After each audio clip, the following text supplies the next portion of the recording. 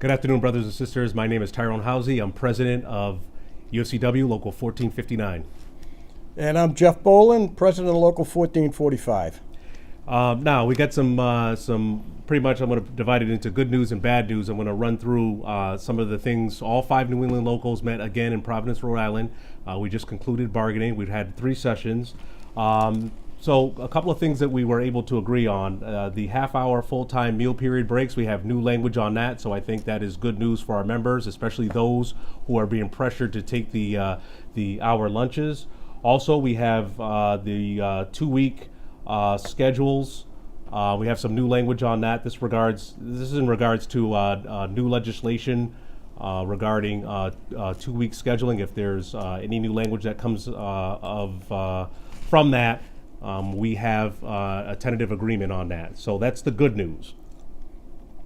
Now, the bad news that we have is I don't want to preface it as bad news, but the full-time job creation numbers are still outstanding. That's still an outstanding issue. That's something that we dealt with 3 years ago. We're still having some conflict on those issues.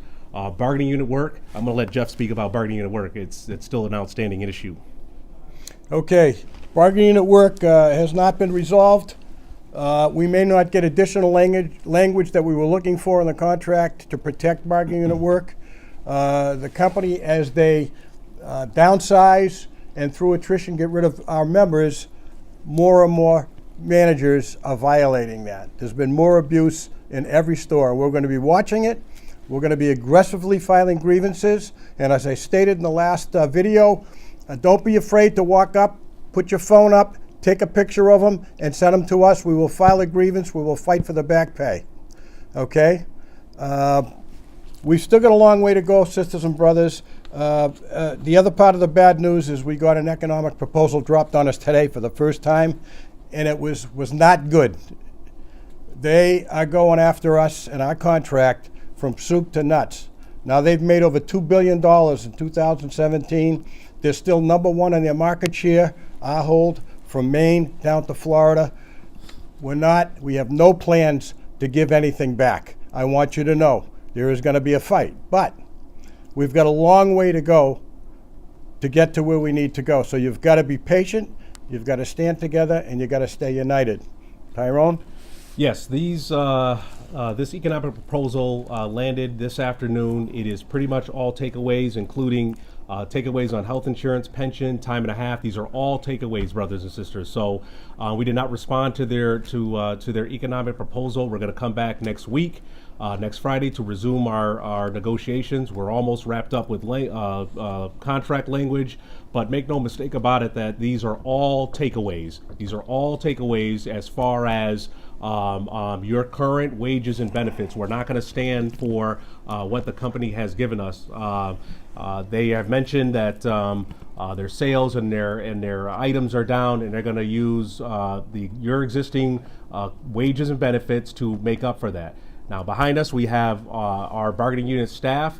If we want to take a minute and introduce yourselves, starting over here. Jackie Thomas, Celine Blaisdell, Tonette Green, Susan Seitz, Jeff Jones. Jose Lopes.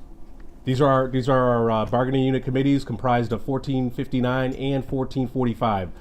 They have been in these negotiations, and I can tell you that we're glad that they're over this week. But as I said before, next week we're headed right back in, and we want you to continue working.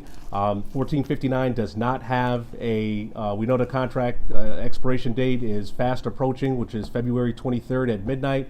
We do not have a date for the following day to meet.